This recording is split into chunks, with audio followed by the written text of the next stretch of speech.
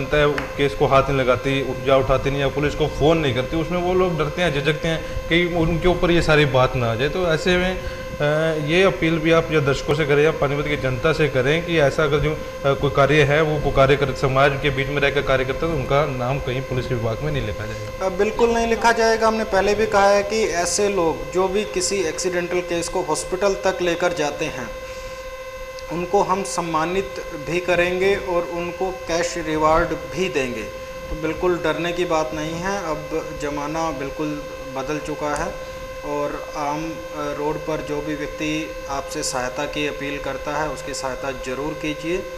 और इसके साथ साथ अगर कोई आपको रोड एक्सीडेंट या कोई ऐसी घटना दिखती है उसको पुलिस को भी इन्फॉर्म करें। हमारे पास भी एम्बुलेंसेस हैं, काफ़ी साधन हैं, पीसीआर्स हैं, हम भी मौके पर पहुंचेंगे। और अगर आपको भी लगता है कि आप भी उस व्यक्ति की सहायता कर सकते हैं तो आप भी अपने वाहन से या अपने रिसोर्सेज से उस व्यक्ति की सहायता कीजिए। हम आपको सम्मानित भी करेंगे, आपको रिवार्ड भी दिलवाएंगे और बिल्कुल भी आपको हरास नहीं किया जाएगा। अगर कोई कर्मचारी पुलिस का ऐसा करता है तो उसकी सूचना आप तुरंत मेरे साथ शेयर करें।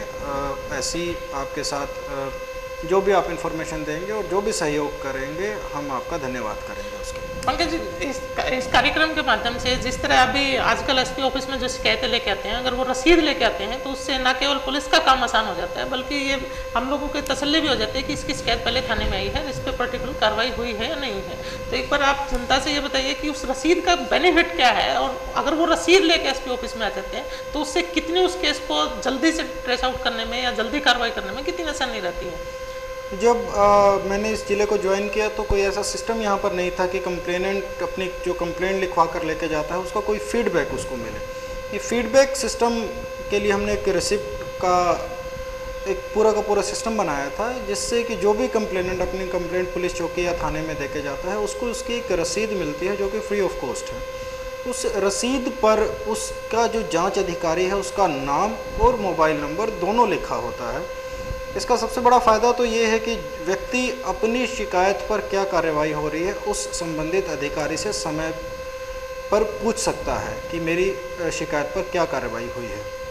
और अगर उसको ऐसा प्रतीत होता है कि उसकी शिकायत पर कार्रवाई नहीं हो रही है तो वो हमसे आकर भी एसपी कार्यालय में मिल सकता है। वहाँ पर हमें इसका सबसे बड़ा फ़ायदा ये होता है कि उस संबंधित अधिकारी से हम पूछ लेते हैं कि उन्होंने इस कंप्लेंट पर क्या कार्रवाई की है। तो दोनों वर्जन, कंप्लेनेंट का भी और उसके जांच अधिकारी का भी, दोनों वर्जन हमारे पास उसी टाइम आ जाते हैं। और बिल्कुल एक रैशनल जो डिसीज़न उस टाइम लेना होता है कि क्या कंप्लेनेंट झूठ बोल रहा है या फिर जांच अधिकारी ने अपनी जांच ठीक तरीके से नहीं की है, उसके मुताबिक हम एक रैशनल डिसीज़न तक पहुंच सकते हैं। और या हम कंप्लेनेंट को बता देते हैं कि आप गलत कंप्लेंट कर रहे हैं, इस पर हम पुलिस विभाग आपकी गलत कार्य में सहायता नहीं करेगा।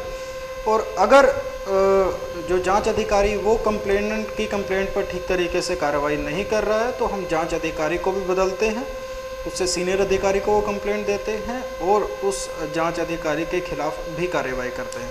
तो काफ़ी अच्छा फीडबैक का सिस्टम है। मेरा सभी पानीपत निवासियों से जिनको भी पुलिस चौकी या थाने में जाना पड़ता है अपनी कंप्लेंट के लिए, उनसे अनुरोध है कि जब भी अपनी कंप्लेंट दे उसकी एक रेसिप्ट जरूर ले लें और उसको अपने पास रखें।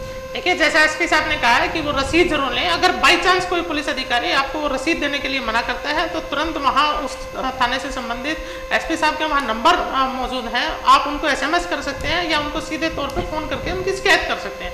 इसलिए वो रसीद पाना आपका अधिकार है और आप उसको आसानी से ले सकते हैं। दूसरा, जो सिटी केबल संभालका का जो केबल है उनका, शिव केबल का और नू बाबा केबल का हम लोग विशेष तौर पे धन्यवाद करते हैं कि वो ये कार्यक्रम वहाँ के दर्शकों तक हमारा ये कार्यक्रम पहुँचा रहे हैं। बिल्कुल, जैसा कि एसपी साहब ने बताया, ज़माना बदल गया है, समय बदल गया है। एक समय ऐसा था जब खाकी को देखकर लोग डरते थे। एक दरोगा किसी मोहल्ले में चला जाता या थानेदार चला जाता था, लोग घबराते थे उसको देखकर कि पुलिस आई है, पता नहीं कितना बड़ा काम हो गया होगा। लेकिन अब खाकी को देखकर घबराइए मत, आपके आसपास में पुलिस सादी वर्दी में या खाकी में आपके आसपास ही खड़ी है और आपकी सुरक्षा के लिए है। मैं दर्शकों को फिर बताना चाहूँगा कि नवरात्रों का महोत्सव शुरू हो चुका है। नवरात्रों में जो खासकर जो महिलाएँ हैं स्वर्ण आभूषण पहनकर ना चलें और ना अपना पर्स लेकर चलें, क्योंकि आपराधिक तत्व जो हैं वो आपके आसपास ही घूमते रहते हैं और अपराध को बढ़ावा देते हैं। तो दर्शकों से इस बात की फिर अपील की जाती है कि स्वर्ण आभूषण लेकर ना चलें।